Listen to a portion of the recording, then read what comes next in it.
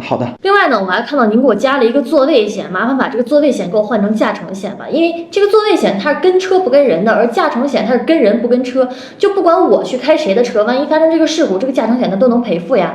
行，这个我跟领导问一下。好，麻烦您再帮领导问一下，能不能给我加一个医保外用药险？这个险种一般情况下咱都用不上，但这个险种它不也就30-40块钱吗？万一发生事故，对方需要用一些进口药材呀，还有假肢呀这类的，没有这个险，不是我到时候得自己掏钱吗？那医保它是不给报的呀，麻烦你还是给我加上吧。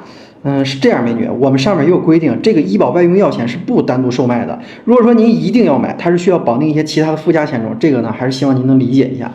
那要是这样的话，那我就打个12378先问一下吧。不是，您先别急，要不您在这休息一下，我去找我们领导再沟通一下，可以吧？好，麻烦你啊。保险怎么买？你们记住了吗？